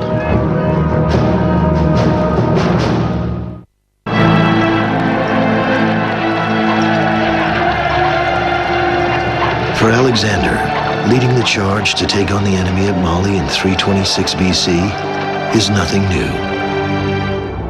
The wound he receives is but one of several he suffers on the fields of battle. But for the seemingly invincible warrior, this injury is different. Alexander's troops realize it is life-threatening. Immediately, the rumor ran through the camp that Alexander had been killed. Meanwhile, his attendants, with great difficulty, sawed off the wooden shaft of the arrow and thus succeeded in removing his breastplate. They then had to cut out the arrowhead, which was embedded between his ribs. When it was extracted, the king fainted away and came very near to death. Even when the danger was past, he remained weak and for a long time needed careful nursing. Slowly, Alexander recuperates. During the next 2 years, he heads his army west back towards Greece, half by land, half by sea. In July of 324 BC, Alexander suffers an even deeper hurt. His close friend Hephaestion dies of an unknown illness. Alexander is devastated. We are told that Alexander flung himself on the body of his friend and lay there nearly all day long in tears and refused to be parted from him until he was dragged away. Some have said that he had Hephaestion's doctor hanged for giving the wrong medicine. All the accounts agree that for 2 whole days after Hephaestion's death, Alexander tasted no food and paid no attention in any way to his bodily needs, but lay on his bed, crying. I think Hephaestion, because of his close personal relationship with Alexander, was one of these confidants. And when Alexander lost him, he lost a very, very close ally in developing policy. And you might even say that he begins to go downhill after Hephaestion's death. That he shows signs of losing some will after Hephaestion's death. Less than 1 year after Hephaestion dies, Alexander rests in Babylon, planning a possible conquest of Arabia, when he too becomes ill. During a 10-day period, what begins as a mild fever evolves into a mysterious, life-threatening illness. The soldiers were passionately eager to see him. Some hoped for a sight of him while he was still alive. Others wished to see his body, for a report had gone round that he was already dead, and they suspected that his death was being concealed by his guards. But nothing could keep them from a sight of him. And the motive in almost every heart was grief. and a sort of helpless bewilderment at the thought of losing their king. It is at this critical moment when the enormity of Alexander's influence is acutely felt by all who know him. It is my belief that there was in those days no nation, no city, no single individual beyond the reach of Alexander's name. Never in all the world was there another like him. And therefore I cannot but feel that some power more than human was concerned in his birth. I have admittedly found fault with some of the things which Alexander did.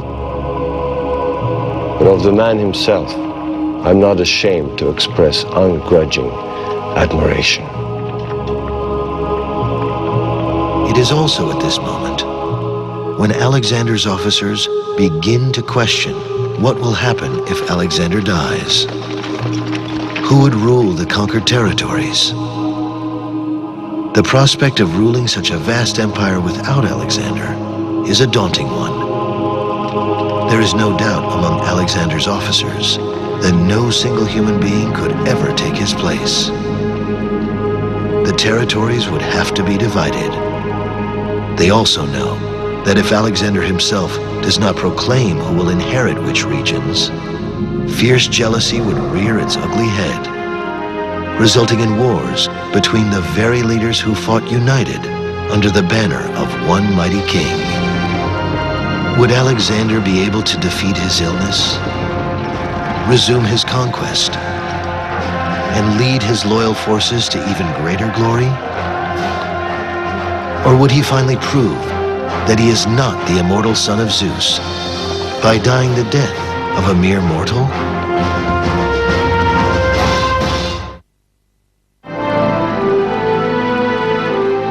Late in the evening of June the 9th, 323 BC, a group of Alexander's officers keep vigil as their king's condition worsens. He tells them, "I foresee a great funeral battle over me." Towards the end, they gather round his bedside to ask the critical question, to whom will he bequeath his kingdom? Weakly, Alexander whispers his last words, "Kratisto," to the strongest. Early in the morning of June the 10th, his eyes close forever. For centuries, historians have debated the cause of Alexander's death, from alcoholism to poisoning to compulsive self-destruction. If we're asking what killed him, you've got a whole smorgasbord to pick from. And again, funnily enough, it might be a case of all things conspiring together. He never really got over that terrible shovel-headed arrow wound that he got in India. That really nearly killed him. There is also the probably endemic malaria, whatever disease it was that he had during his last days. I feel that Alexander died ultimately because he pushed himself too hard. With Alexander, he has this wonderful military campaign and then dies. Well, for him, that's kind of a good thing for him, because I'm not sure he would have been real good as an administrator. Again, it comes back to your own personal opinion about what exactly made Alexander so great. But my feeling is that Alexander would have pushed himself until he died or burned out. And I think that had it not happened in 323, it would have happened in 321, or it would have happened in 320. I don't see Alexander mellowing out and living into an old age. Just as in life, Alexander was a powerful figure, so too in death. His corpse, while en route home to Greece, finds its final resting place instead in Alexandria, Egypt. In the chaos that follows Alexander's death, his embalmed body becomes a major asset. Alexander had said that he wished to be buried at Siwa with his spiritual father, the god Zeus Ammon. but the Macedonians want their noble leader to be buried at home. As the body is being transported by land in a golden sarcophagus, it is hijacked by soldiers under the command of Alexander's former general Ptolemy, now the new ruler of Egypt. Controlling the body of Alexander lends new power to the reputation of Ptolemy and his successors. For several hundred years, Alexander's sarcophagus is viewed here by thousands, including Julius Caesar. But when the Ptolemaic pharaohs fall from power after the death of Cleopatra, they lose control of Alexander's remains. Today, no one is certain exactly where the remains of Alexander are located. Most agree they are buried beneath the streets of Alexandria, most probably near the Mosque of Daniel. The mosque is very active, with prayer services held every day.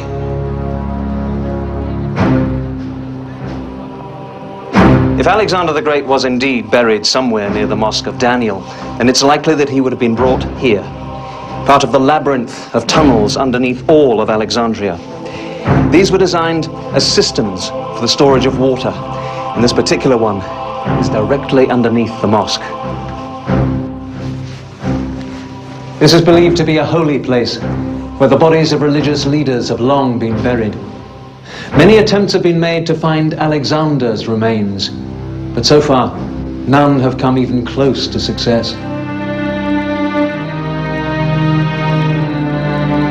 The death of Alexander the Great brings to a close a conquest never again equaled by any warrior at any time in history. The statistics alone are staggering. One man leading 40,000 soldiers by foot and horseback, more than 20,000 miles over 12 years.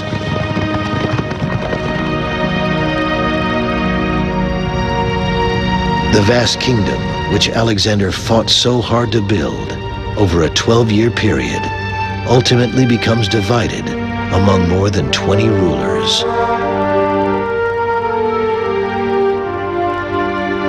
Today, historians, scholars, and soldiers continue to debate the complex character of King Alexander of Macedon. Why do we call him Alexander the Great?